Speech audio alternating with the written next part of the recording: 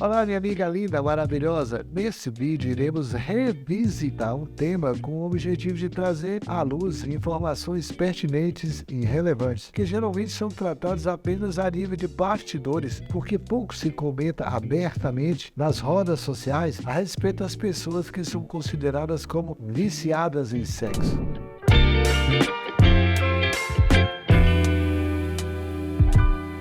Eu sou o Dr. José Marcos Neves, ginecologista obstetra, estudioso da medicina preventiva e tenho como lema em minha vida ajudar as pessoas a viver de forma saudável, para que elas possam viver mais e cheias de saúde. Nosso conteúdo é uma forma de trazer mais informações sobre bem-estar, sobre saúde, longevidade, vida produtiva. Afinal, a vida é um presente de Deus e precisamos usar cada minuto a nosso favor. Agora, vamos lá. Popularmente chamada de vício em sexo, o transtorno do comportamento sexual compulsivo é considerado um distúrbio de saúde mental. Pessoas que sofrem com o problema dedicam tanto tempo às atividades sexuais que acabam negligenciando a própria saúde, os cuidados pessoais, responsabilidades e até outros interesses importantes, como os interesses profissionais. O sexo deixa de ser algo saudável e prazeroso para virar uma fonte de sofrimento. O transtorno é definido pela nova versão da Classificação Internacional de Doenças, a CID-11, da OMS, da Organização Mundial de Saúde, como um padrão persistente de falha em controlar impulsos sexuais intensos e repetitivos, resultando em comportamento sexual repetitivo. Isso pode ser expresso pelo sexo com outras pessoas, mas também pela masturbação, consumo de pornografia e sexo cibernético, por exemplo, sexo na internet, sexo por telefone,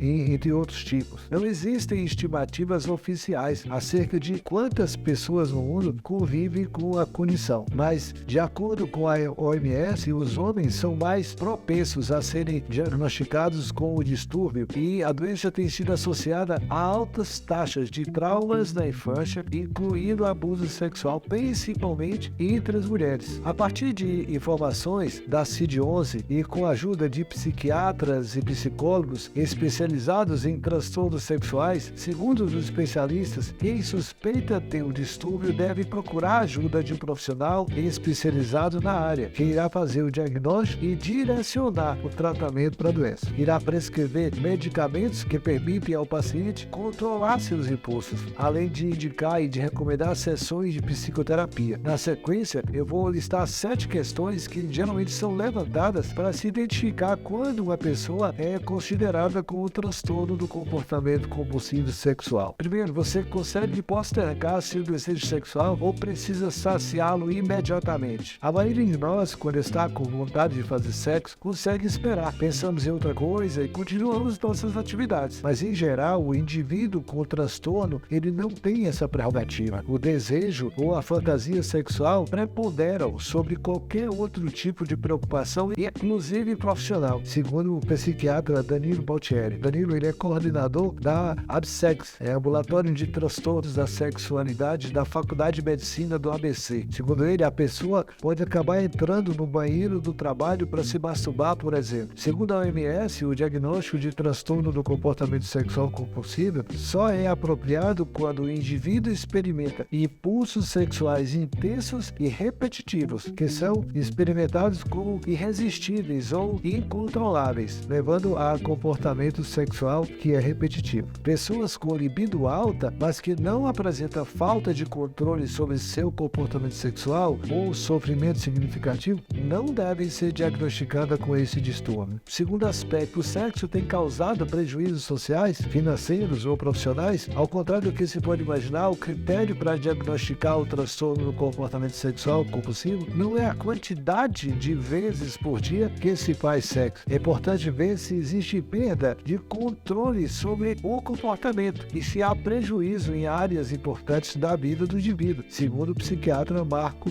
Scandinavio. Ele é coordenador da IASEP, que é o Ambulatório de Impulso Sexual Excessivo e de Prevenção aos Desfechos Negativos do Hospital das Clínicas da USP, Universidade de São Paulo. A questão chave, segundo os especialistas, é analisar se a atividade sexual está causando sofrimento e danos ao indivíduo. Muitas pessoas com o transtorno transtorno gastam com prostituição, motel e casas de swing de uma forma exagerada, causando prejuízos financeiros. Também podem ter perda de oportunidades profissionais. Deixam, por exemplo, passar uma entrevista de trabalho porque estavam ocupadas fazendo sexo. Um outro sinal de alerta é o hábito de faltar à aula ou deixar de ir em eventos sociais para ficar em casa assistindo a vídeos pornográficos. A pessoa começa a se afastar dos amigos, da família, para ter mais oportunidade de encontros com parcerias sexuais ou para se masturbar. Minha amiga, antes de ir adiante, eu quero lhe pedir carinhosamente para você se inscrever aqui no nosso canal. Estamos na campanha agora pelos 200 mil inscritos. Já passamos os 100 mil, agora estamos direcionados aos 200 mil inscritos e espero contar com você para essa grandiosa conquista. Não se esqueça de dar seu like e compartilhar esse conteúdo com suas amigas nas suas redes, porque dessa forma o YouTube entende que nosso conteúdo ele é relevante e com isso vai entregar para mais e mais pessoas. Uma notícia maravilhosa é que já temos um vídeo aqui no nosso canal que passou de 1.300.000 visualizações e um outro passou de 1 milhão de visualizações. Isso é um sucesso grandioso, né? Isso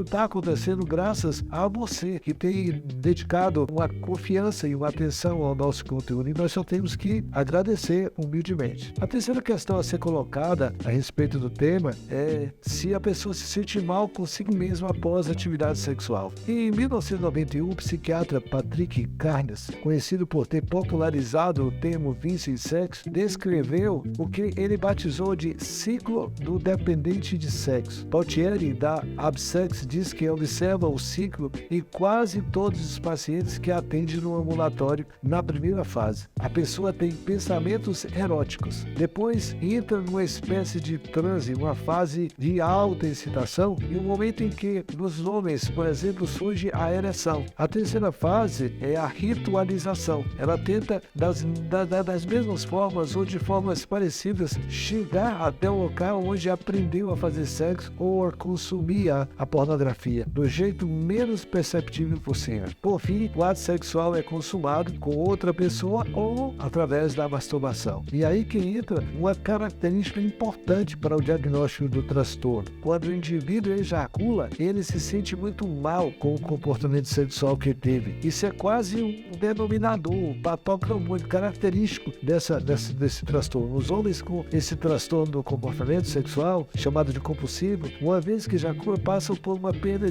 abrupta daquele desejo fissurado e tem uma sensação de sujeira, de degradação, algo como, mais uma vez, eu não consegui me controlar, eu sou uma porcaria, é assim que ele se sente, segundo o médico que avalia essas questões. A recuperação desse período refratário pode acontecer 1 ou 2 dias depois do ato, mas às vezes após minutos, dependendo da pessoa. Aliás, segundo o Pautieri, o consumo de bebidas alcoólicas e outras drogas também é um traço muito comum entre pessoas acometidas por esse tipo de transtorno, que frequentemente utilizam essas substâncias após a atividade sexual como se fosse uma válvula de escape para poder amenizar o sofrimento pessoal, com o objetivo de fugir das sensações ruins. É um comportamento muito perigoso. A CID-11 pondera que se a angústia estiver relacionada a julgamentos morais ou religiosos sobre impulsos ou comportamentos sexuais, o quadro não é suficiente para que alguém seja diagnosticado com esse distúrbio. O quarto aspecto é quando o indivíduo percebe que para obter o prazer sexual precisa cada vez mais de sexo. Se não for tratado o comportamento sexual repetitivo, ele pode escalonar rapidamente, situação semelhante àquela que ocorre com dependentes químicos. Se hoje a pessoa se masturba em um determinado número de vezes por dia, por exemplo, é provável que daqui a algumas semanas ela precisa triplicar essa frequência para satisfazer seus impulsos sexuais. Há mulheres que chegaram a usar agulhas para cutucar o próprio clitóris, a parte mais sensível da vagina, para ao mesmo tempo sentir prazer e dor, segundo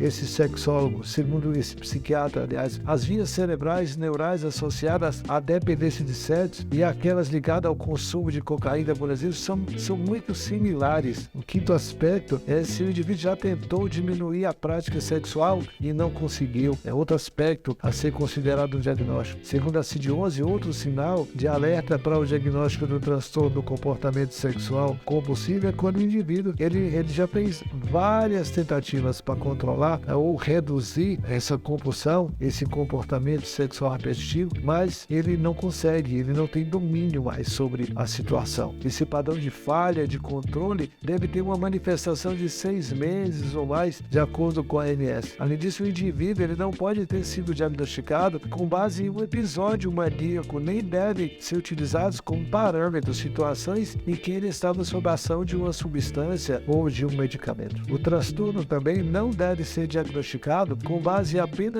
em períodos relativamente breves de aumento dos impulsos e comportamentos sexuais, especialmente durante transições para contexto que envolvem maior disponibilidade de encontros sexuais que anteriormente não existiam, por exemplo. Como, por exemplo, uma mudança para uma cidade nova, uma mudança de relacionamento, o status do relacionamento, por exemplo, uma troca de parceiro. Pessoas com transtorno do comportamento sexual compulsivo frequentemente se envolvem em comportamento sexual como resposta a quadros de ansiedade e transtorno bipolar. Segundo a OMS, sentimentos de tristeza, ansiedade, tédio, solidão ou outros estados afetivos negativos podem desencadear comportamentos sexuais desordenados. Pessoas com este tipo de transtorno frequentemente se engajam em práticas sexuais de risco devido ao desejo incontrolável. Elas podem fazer sexo com pessoas desconhecidas, negligenciando o preservativo, por exemplo. É comum que pratique atividades sexuais em via pública ou em local público, por exemplo. Mesmo sabendo que pode causar sofrimento para si e para outras pessoas, têm dificuldade em superar esse comportamento. São muitos os prejuízos causados pelo transtorno do comportamento sexual compulsivo. Eles podem ter tanto em transtornos individuais quanto coletivos, incluindo conflitos conjugais, consequências financeiras, legais, além de gerar quadros de angústia. Essas pessoas também têm maior risco de contrair infecções sexualmente transmissíveis e de ter ferimentos graves nas regiões genitais. Contudo, afirma a OMS, o indivíduo continua a se envolver em comportamento sexual repetitivo apesar das consequências adversas e mesmo quando obtém pouca ou nenhuma satisfação com isso, onde ele precisa buscar ajuda. Tanto a ABSEX, da Faculdade de Medicina do ABC, quanto a ISEP, da Faculdade de Medicina da USP, oferecem atendimento gratuito. A primeira está